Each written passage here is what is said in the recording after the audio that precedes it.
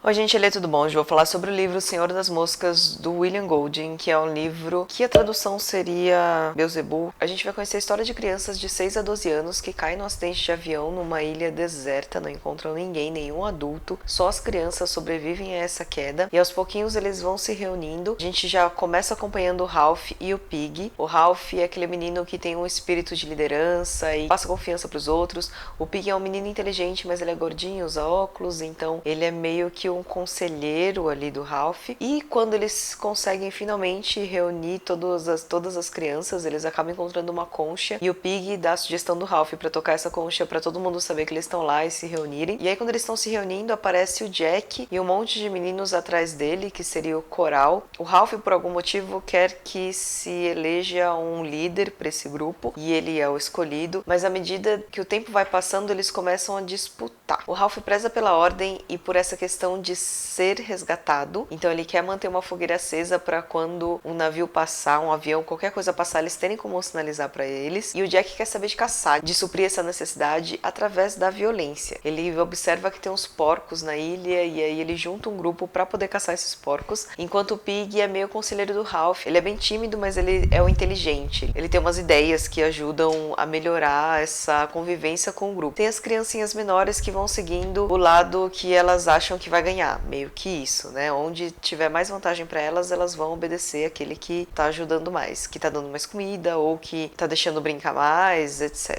Tem algumas representações para as crianças, como o Ralph é democracia, o Pig é ciência e o Jack e o Jack é o fascismo, sei lá, cada um tem coisas ligadas à religião. Tem vários tipos de interpretações desses três personagens, um é a ordem, o outro é a violência, o outro é, enfim. Mas aí tem um monte de vídeos falando sobre isso, eu queria falar mais sobre o autor. Algumas pessoas também sabem que esse livro foi baseado num outro livro, não baseado, mas foi meio que uma resposta a um outro livro chamado Ilha do Coral. E esse livro é assim também, uma queda de avião faz com que crianças fiquem numa ilha isolada, porém, na Ilha do Coral, essas crianças transformam a ilha numa sociedade britânica impecável. Então as crianças conseguem se organizar, elas não brigam, elas têm votação, os pequenos ajudam, não querem ficar só brincando. Existe uma ordem e existe essa coisa de classe inglesa e tal, enfim. E é uma coisa que no começo do livro as crianças falam no Senhor das Moscas. Olha, nós somos ingleses, então nós temos que ser educados, pois os ingleses são as pessoas mais educadas do mundo. E a gente vê assim, sente a ironia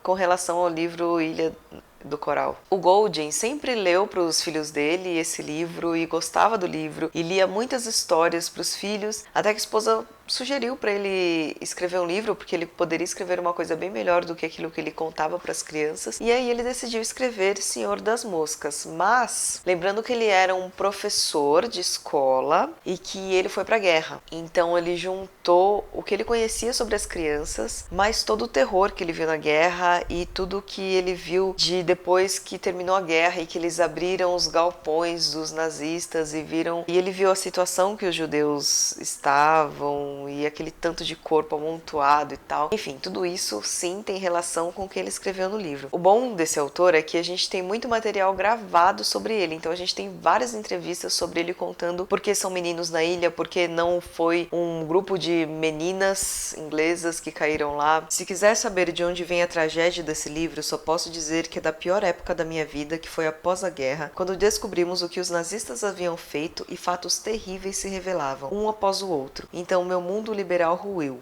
Assim é o Senhor das Moscas. Então realmente, depois que ele perdeu toda a esperança que ele tinha no mundo político, ele sempre foi uma pessoa envolvida na política e tal, assim como a família dele também, e aí de repente ele vê o que aconteceu na guerra e ele perdeu a esperança em tudo que ele imaginava na vida dele. E aí ele escreveu O Senhor das Moscas, pensando em como esses meninos iam se comportar sem a supervisão de adultos. Outra discussão também que é muito falada sobre esse livro é em como as crianças já nascem más, ou como ser humano, né, na verdade. Porque afinal o que aconteceu na ilha foram feitos por essas crianças e foi a destruição total, foi o caos, rolou até assassinato. Então ele realmente estava bem sem esperanças quando escreveu o livro. Agora eu vou começar os spoilers, então para quem não leu o livro, pode parar de assistir o vídeo por aqui, porque eu vou falar de coisas que aconteceram no livro que acho que talvez não seja legal você saber antes de ler. E é bem sobre essa falta de esperança que eu quero falar mesmo, porque quando Simon finalmente sobe o morro e vê que o monstro, que todo mundo pensava que era um monstro, na verdade é só um piloto que tá lá pendurado pelo paraquedas e tá fazendo barulho, tá apodrecendo e tal,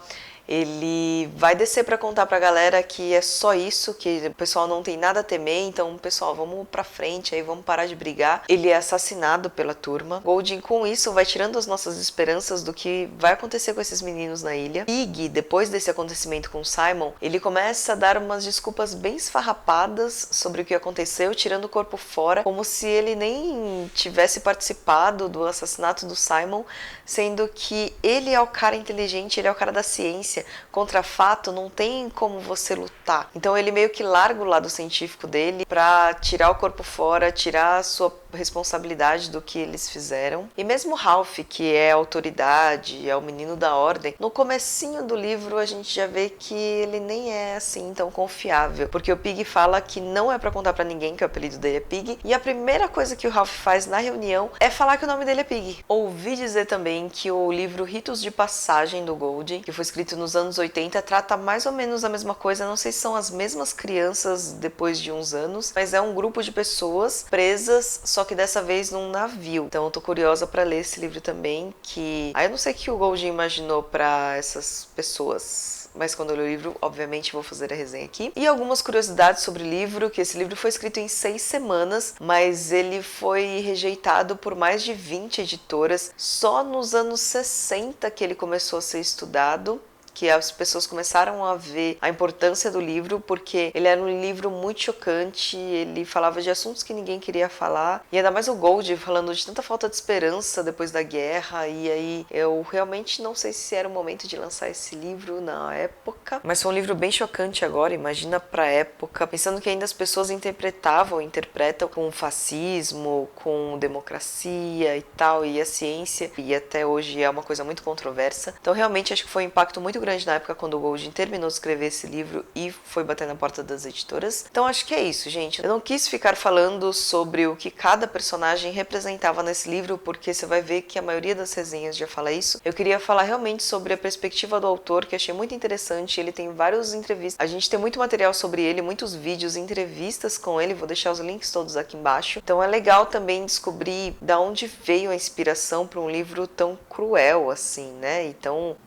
desesperançoso, não sei se eu posso falar isso, ou tão... sei lá, acho legal descobrir de onde vem a inspiração para esse tipo de livro, e gostei muito de ter ouvido as entrevistas e de ter conhecido mais um pouco sobre o autor, e é isso, espero que vocês deem uma olhadinha, as entrevistas são super curtas, tem um documentário também, se eu não me engano, que é bem curtinho, espero que vocês tenham gostado, se inscrevam no meu canal, dê um curtir e até o próximo vídeo.